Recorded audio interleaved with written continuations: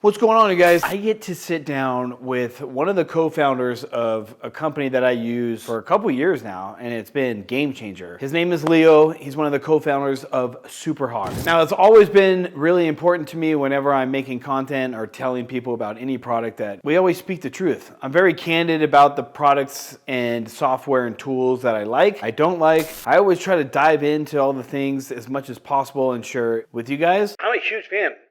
I've been using SuperHog for a couple years. I use it on all of my vacation rentals, the homes I own, even any of the homes that I'm managing, Airbnb, VRBO, all that stuff. I do SuperHog across the board. And then if you've been following, you know that I talk about it quite a bit, but if you're new, welcome. Thank you very much. But SuperHog is a background check, damage waiver, guest screening, protection, that kind of stuff. So you don't have to rely strictly on the OTAs, or if you're doing direct booking, you're responsible for all that. And just a quick story how I got connected with SuperHog. I was going down the rabbit hole of direct bookings and I was scared out of my mind. Guest screening, damage, who are these people coming to my house? I have to be responsible for all that. So I was very nervous. That's what made me start to look into SuperHog.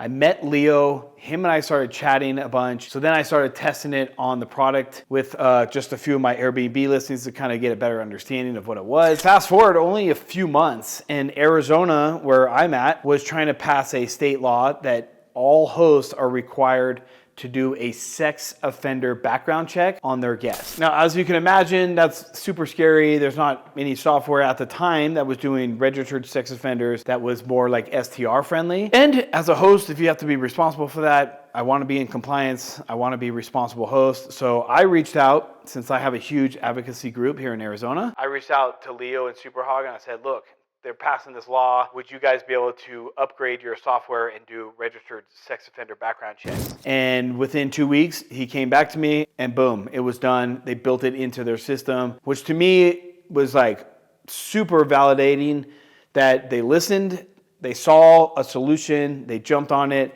And that's why our partnership is so real, because we have a two-way communication and things get done. And it's really cool to be a part of that. I've helped thousands of hosts in Arizona now use SuperHog for just the background check alone, which is really cool. So it puts them in compliance. But let's jump into the interview. Leo's amazing. Him and I could talk forever, but I just wanted to make this short, simple. And then if you guys need anything about SuperHog, just comment below.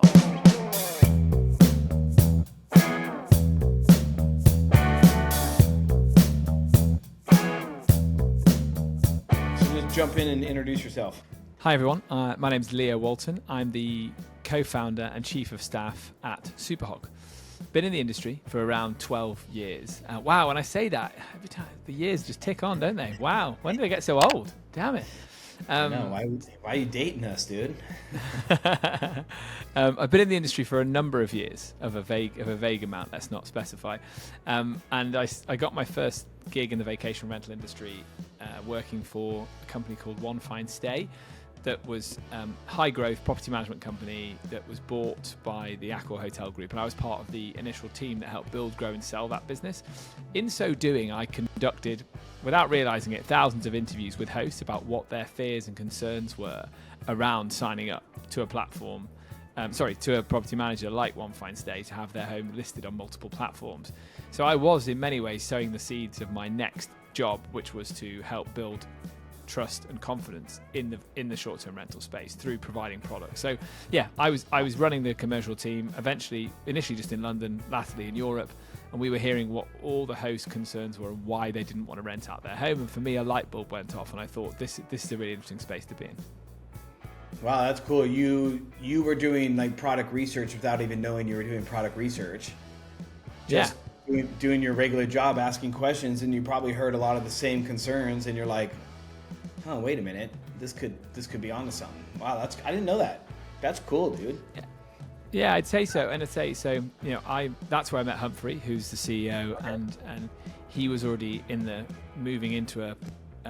So he left One Fine Stay a long time before I did, 2 years before I did. And he went off and built the first version, which was the insurance company GuardHog that underwrites, that provided short-term rental insurance for hosts and property managers in the UK alongside Andrew Bolt. And so I was very much always staying in contact with him, and we were talking about these things, risk management. So it was something that was just in our day to day, because it was, for me, something I was having to try and convince hosts of to get them to sign up.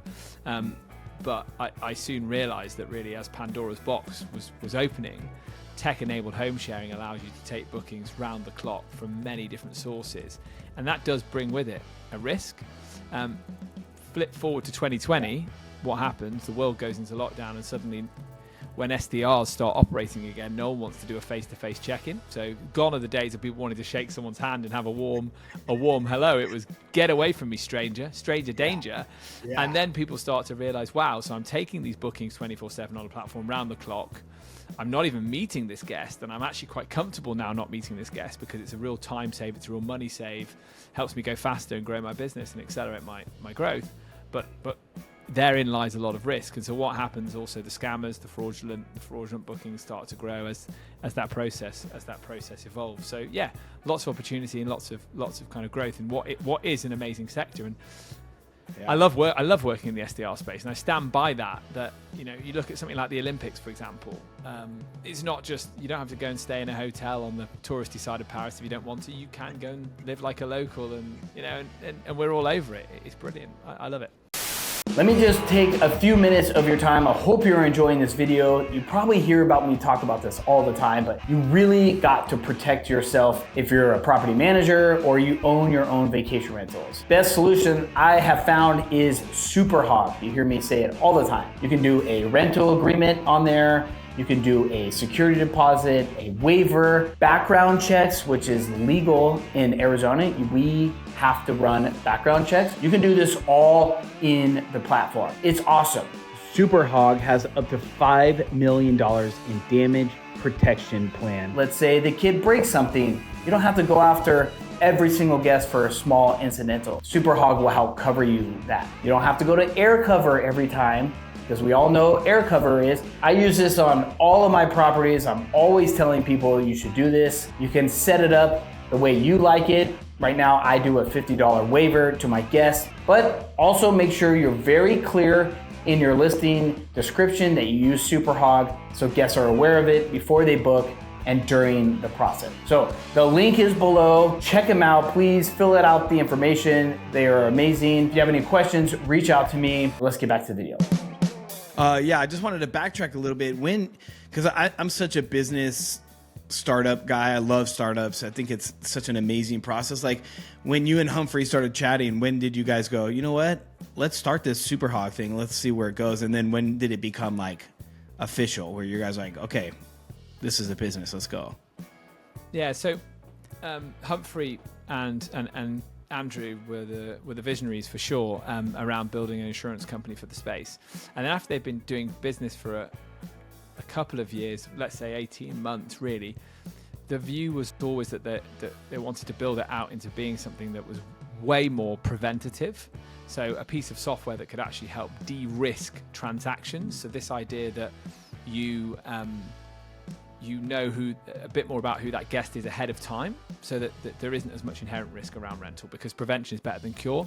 Those thoughts were happening, and I was ready to move on from what I was doing at One Fine Stay, and I obviously had the industry knowledge, and I'd conducted, I knew our hosts intimately at One Fine Stay, and I was all over kind of that element of it, and well connected within the business development sphere within the industry too. So it made sense for me to join. So that was when I arrived on the scene, and it was with a view to building out the software component, which has then grown from strength to strength. Because that was around 2000, and that was the end of 2018, start of 2019. Okay. And as I say, I think a real accelerator to our growth was the fact that 2020, the papers were thrown in the air, and everyone had to think about a different way of doing business. Because, you know, when we first started the business, lots of people you speak to on the phone had never considered the idea of screening a guest, right? It sounded very impersonal. Yeah. Perhaps when we even first talked about it, you hadn't. I can't remember, you know? Yeah. I didn't really think about it much at all. I was like, why would I screen my guest? Like, they're just going to book on the platform or whatever. Or, you know, I wasn't even doing direct booking at the time. But yeah, I used to think about that all the time. Like, I don't need to screen my guests, or do I? Now that I know, I'm like, I would never not screen my guests. That seems insane. Yeah. When you know, right? When you Yeah. know, you know. And It goes down to that thing. Karen. What's that? It goes down I to was that just thing, saying which how is- cool it is that like starting a company is always like a problem, and then you find a solution, right? Or you find like a gap in the industry. And you guys were all working in the industry. You love the industry. You were trying to figure out ways to improve it. You were a host and working with so many hosts and heard straight from the ground. That's cool, man. And then that's what made you guys think like, so. oh, yeah. I think so, and I hope I try and keep that spirit alive, which is that, you have to try and listen to what the market wants and listen to what the problems are, not predict what you think the problems are. That's not true exclusively. You do need to be innovative, and you need to have a vision for how you think the industry can change. But the premise is you listen to what's happening, you listen to what hosts are telling you, and that's how you can iterate and make your product better as well. I always say that we're trying to provide solutions, and I don't use that word lightly because it's such an overused word, but we're trying to provide solutions to people who've had problem bookings. Yeah.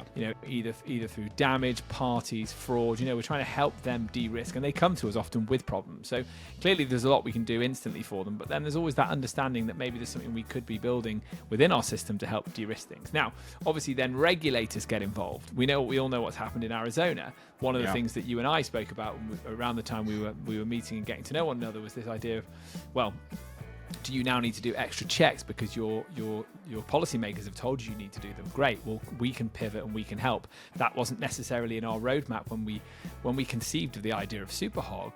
We weren't thinking we'd end up doing sex offender checks in the state of Arizona, but you pivot in that direction because ultimately that's where you see you can add value to your customer who's asking for their guests to be screened and now is being told by the regulator that this is a direction they need to go in. And it plays into that wider thought process, which is, without a risk management strategy as a host, you are very likely to have damage or fraud or something significant happen in your property. It's a question of when, not if. If you're managing those properties on behalf of homeowners, it's the reputational loss. If you own the properties, it's your own loss, it's your own liability and damage. So, it's something you need to think about, right? Yeah, it's something I was definitely going to ask you about, because it's like, I was thinking about this the other day when you and I were chatting and setting this call up. I was like, how did we like fully meet, and how did I become like concerned about like a SuperHog kind of solution, right? Because I wasn't thinking about it at all. I started thinking about direct bookings, and I'm like, wow, that seems really scary to do direct bookings with no insurance or background checks or like the air cover, right? That was like my first started poking around.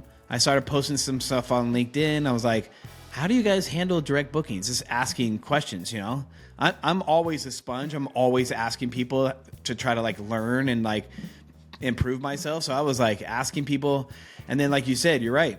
Regulations in Arizona came down, and they're like, hey, Airbnb is the only platform that we're okay with background checks. But if you book anywhere else, you as a homeowner, a host, you're responsible for these background checks. I was like, whoa, that is really scary. I don't want to be responsible for this. Like, and then that's how you and I kind of hit it off big time. Like, I reached out to you. I was like, hey man, I have this advocacy group. They're like forcing us to do background checks with the statewide regulations. I'm really nervous. I'm trying to find a solution for people. Do you do background checks like sex offenders and stuff? You're like, we don't, but we do everything else. And you know what? Let me get back to you. I was like, that's a good answer. A lot of people are like, no, we don't do that. Sorry. You're like, I don't know. Let's figure it out. Times are changing. And you guys, like, ever since you have that open mind to be like, you know what? I'm not going to say a hard no. Let's get back. We're going to go talk to the team. And within like a week, you guys got back to me and were like, you know what? We're going to do whatever we can to do this. We see this as a problem. It's going to help Arizona regulations. We're going to do it 100%. And then from there on, I was like, okay, I'm a diehard fan at this point. A company that can see the future and a vision and jump on it that fast. I was like, okay, these guys are amazing. That's kind of how you and I kicked it off.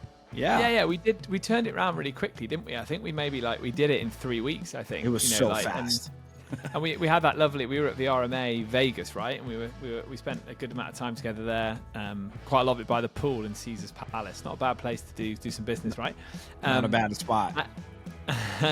and we did. I think we instantly. Well, obviously we got on very well friendship wise, but we shared that vision that there is no point trying to sidestep regulation or not try and engage with policymakers. And it's one of the things that I think you are very well known for, and I really like this about the way you approach things, is like, we need to educate policymakers, and if there is a level of give or take. So, they tell us, policymaker says we want sex offender background checks. Well, we're going to find a way to do them. We want to be compliant. We want to be professional. I can see that there are inherent risks around accommodation that, by the way, exist in any type of accommodation, hotel rooms as well as short-term rentals, right? So but it's about making sure that you're trying to do the right thing and be compliant. And again, that chimed really well with SuperHog, right? Because we were trying to help. We're trying to provide the tools to allow homeowners to get their show on the road and provide the service they need to provide. And then where we spin in that tech-enabled element is trying to make sure it's scalable, repeatable. You can do it 24/7. You're not having to send an email to your guest, ask them to do something. It's all taken care of. It's automated through the process. So that's where we, as a software company, as a SaaS business, can provide that solution for your host. They can just get on with the thing they're probably quite good at, which is picking properties, styling them, curating them, hosting guests, right? Yeah, and dude, for me, relying on a company like you guys to do that, instead of me being fully responsible and keeping the data somewhere, maybe somebody hacks my computer or takes my, the city was like, all you have to do is print out a background check and keep it on file. I was like, that seems so risky. What if somebody takes all these background checks? I don't want to be responsible for somebody's information getting out there. There were so many fears. And I think as advocacy becomes a bigger topic, it's our responsibility to find the solution. If the government's about to pass something and there's no way past that part, it's okay, now we need to find the solution. We need to come with resources. So it was really fun for me to go through that with you guys, and then be able to present it to some of the cities and be like, hey, I have a solution. It's this company called SuperHog, and I explain it, and they're like, oh, we didn't even know something like that exists. And then the city all of a sudden is like, okay, wait a minute, you guys are doing your part, we're doing our part. It seems like we're going to be able to work together. So yeah, I still haven't thanked you guys enough for jumping on that process so quickly, and I know for sure you've helped Arizona move in the right direction. The amazing thing for me, I appreciate you saying that. Amazing thing for me is I've still never been to Arizona. So how lucky am I that I get to go in October? And maybe, John, if we get our heads together, maybe I'll come in February as well. We got stuff to do there, right? Exactly. We've managed to really accelerate things in Arizona, and we still never been. So I'm very excited to be coming in October. Yeah, you're gonna be like a celebrity out here, man. People are gonna be like, "Oh, this is the SuperHog guys." Okay, cool. I mean, we kind of touched on this a little bit, but since you and I know about it so much, I'm curious. What, in short, what are the main problems or solutions that SuperHog solves for people that maybe not know? Yeah, I think it's a good thing. It's a good point to make there, isn't it? You and I talk about these things all the time. So when we're chatting, you probably take it as read. But again, we're risk management focused. We're trying to provide solutions to people booking your accommodation for reasons that are not the reasons they're advertising. And the most important thing we do with screening, or that screening does, is it's a deterrent. Because if a guest sees that you're doing a level of checks, and the level of checks can be curated by you might choose different ones for different platforms. You might be dead set on having an ID taken from every guest. You might not. You might want it to be all in the background, but the guest just to be aware they're doing it. You might want to take a damage waiver from them, because that's a really good way of collecting some money, de-risking it up front. It's anything to do with making sure that you're deterring someone from providing false information about why they're going to come, and then the ones that do come that might damage something accidentally, you're also trying to de-risk it by getting them to see how seriously you're taking it. So you're screening, you're very professional, it's a home to be looked after, and then the deposit and waiver element is again just a physical de-risker, because you're taking some cash from them. So we're very concerned with that, but all of that preventative stuff can only get you so far, because someone who arrives in your property sober and happy might at some point be drunk and angry, or just drunk and happy, right? Dancing on We're a drunk table. and happy, Drew. Yeah. We know that, right? We know those worlds. Yeah, that's hilarious. And so you need to have some level of protection as well, and that's what SuperHog obviously provides, right? So a guarantee against, I guess, damaging something within your property up to the value. You choose this as a property manager host, but typically, $1 million or $5 million. So you have this protection as well. So it's preventative tools, financial tools like deposits and waivers, and then protection as well. We're also moving more into providing guest products to the guests during the check-in process that allow them to themselves buy something to protect themselves in case the property is not as it's advertised, because there is an element of people who fear staying at a short-term rental because they worry it might be a fraudulent listing. So we are moving into providing products like that as well that help the guest de-risk it in case there's fraud, or in case something happens during the booking just before they arrive that means the property is uninhabitable for the first 24 hours.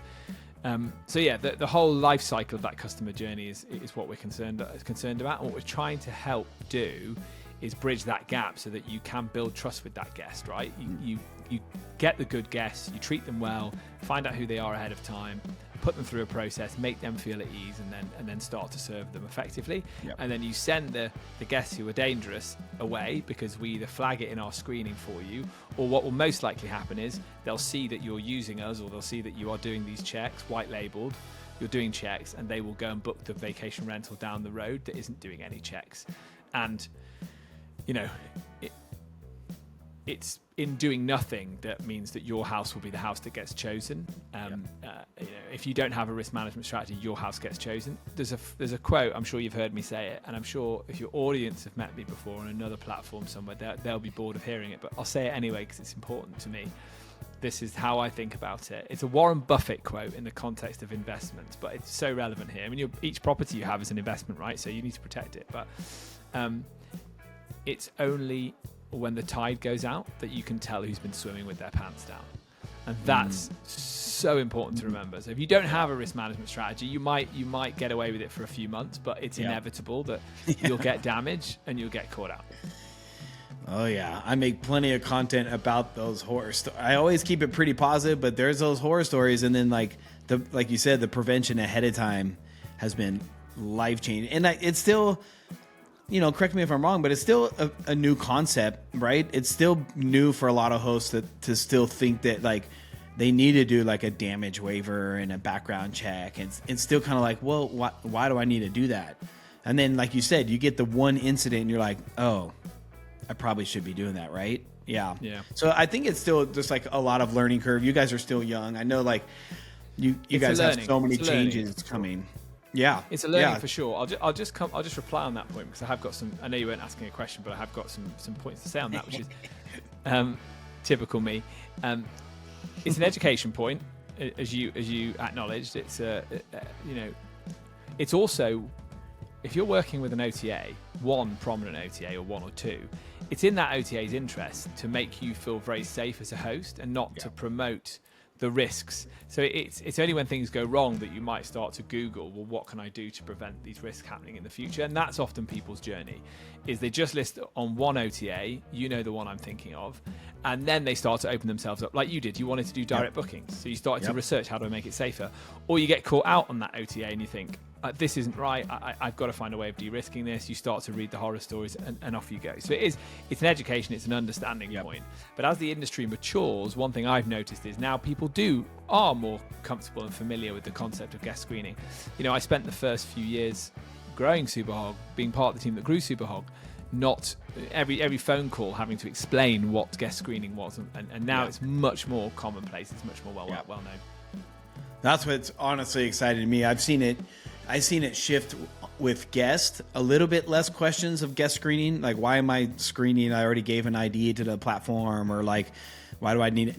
To they understand it. It's like renting a car, where they have to it's the same, and more guests are starting to understand it. So like, I'm such an advocate, even if it's a different system you're using or just a simple piece of paper or something, but having some kind of screening is so important, and all hosts should be doing something. And eventually this helps the entire industry as a whole.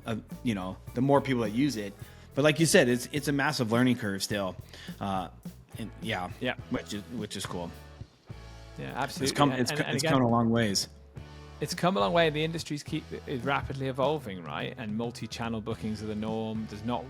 There is still one more prominent OTA, but other OTAs are joining the party. AI enabled OTAs, direct bookings. You know, using SEO to make sure your website comes up the search ranking. Like all of this leads to this like broader channel mix, which leads to more opportunity for someone to find a weakness or a shortcut in your website and manipulate that to make a fraudulent booking or to think about this as a weak spot. So, you know, take control of it yourself. You know, list on every channel you want to list on, but know you've got your own risk management strategy to de-risk it behind that. Yeah, and I'm glad you brought that up because you're so into STRs for so many years, right? And you do some podcasts or talking to so many different types of people. Like, I got a question. Where do you see like some of the main challenges of the STR industry? Because your insight is so valuable. I'm just curious. Yeah, I have to answer. Unfortunately, in the first biggest one and the most obvious one, you know this more than anyone because you're so at the forefront of it with the AZRT, right? You know this is regulation, and it's the perceived shortage. Sorry, the perceived housing crisis, the shortage of accommodation in countries all over the Western world. You know, we have it in Europe, you have it in North America, and there's been a chronic shortage in house building over the last 20, 30, 40 years, really. And in Europe, we're certainly seeing the results of that, which and where it's bumpy and where it's messy is we totally understand that in urban areas in Europe, there has to be regulation around short-term rental to limit the amount of days it can happen. It just needs to be sensible regulation. And there's a lot of good examples of it in Europe where I always mention this, but the mayor of Porto only gives out short-term rental licenses in neighborhoods that he wants to improve. Because if you bring the tourists, you quickly bring the cafes, you bring the restaurants, you bring gentrification to neighborhoods and things like that. So it's about sensible city planning, and that's not particularly sexy, and it's really hard to do. So sometimes you get missteps with that city planning, or you get a national ban which doesn't take into consideration cities that are short-term rental cities and always have been. You know, this industry is older than both of us. This industry, if you can believe that, it's way older than us, but it's the fact that we can be used as a political football. Doesn't mean there aren't problems, but it means that we have to remember there's a demand for this product. The reason I'm an optimist is because there's such a demand for this product. Bookings are up year over year in Europe and in North America for this type of accommodation. So the demand is there. It might be a bit bumpy at this very, very present moment, but the demand is there. It's just making sure that supply can be put on the shelves. But I'm an optimist, and I think what might happen is that you might see people moving to more rural and secluded areas for their holidays, because that's actually, people want to get away from the crowds. It's my second thing that I think is a bit of a problem at the moment is this concept of this problem of over-tourism. I think that's another thing as well that we're struggling with. So let's think about the impact on the people who live locally. So the housing crisis element of it is something that needs to be considered, because you want to have short-term rentals in your city because you want to bring tourists in, you want that revenue. So you sensible approach you need. And then this concept of over-tourism. So there are parts of the world that have too many visitors. How do they balance it? What do people do? And I think we're going to see those challenges have a knock-on effect a little bit on the industry, and we need to be part of the solution, not the problem. And that, you know, providing sensible solutions of how you can ensure that you are targeting your marketing so that you can get out of season visitors, or extend your season to get more people in and spread them out through the year. Or if you live in a city that's crushed by tourists, you try and encourage people to visit the city 30 miles down the road that never gets tourists. And you know, we as an industry need to be part of that, because tourism is here to stay. It always has been. People want to go on holiday, and we need to facilitate that. Like, travel and exploration is a huge part of it, what it is to be a human. So we just need to help people find the hard to reach places. And there's a lot of interesting prominence at the moment around. Yeah, there's a lot of prominence, I think, of these OTAs OTAs and property providers that are trying to go into the rural, the secluded, the less visited places. You know, maybe we'll see Northern Europe start to grow as the Mediterranean feels like it's full. So again, I'm an optimist, so I'm seeing all of the challenges as being things we can overcome. But what's important is being part of the conversation and not as an industry just being seen to challenge policymakers on things. There's no point doing it that way, and that's how you approach it in the AZRT, right? Help us show you what we're doing, why we're doing it, and how we can work with you. I love it, dude. I know you and I could talk forever, but speaking of regulations and policy, I have my board meeting right now, so I got to. I probably should go attend that, but man, maybe we'll have to do a series. But just really quick, real fast, if you can let people know where they can find you. I know you're on podcasts and SuperHog and all that stuff, but if you can just tell people where they can find you. Yeah, sure. So Leo at superhog.com is my email. Leo_superhog on Instagram. Find me on LinkedIn or go straight to Superhog. We're all over the social channels. Have a listen to our podcast, The Property Manager as Guest, on Spotify. That's the Superhog podcast where we interview property managers from around the world. And I think our good friend John Hildebrand's even been a guest. Yes, I have. I loved it. I had a blast. All right, dude. I love you guys. I love what you guys are doing. It's amazing working with you, and many more conversations to come. See you in Arizona. Couldn't agree more. Thanks, friend. Later, dude. See you, dude. Enjoy your board meeting. Thank you. So hopefully you guys enjoyed that interview. Yeah, I'm in a different location. I filmed the interview and then I came up here. But if you need more information, all of my stuff with SuperHog will be down below. So you can click on that link, set up an interview, get a walkthrough of the program. Yes, there's other tools and stuff out there. This is the one I really like. I've had great experience with it, and like I said, it has saved me a ton. Also, pay attention because we're planning on something. VR May is coming up, so SuperHog's gonna be out here. We have a pickleball tournament coming up, so see you guys soon.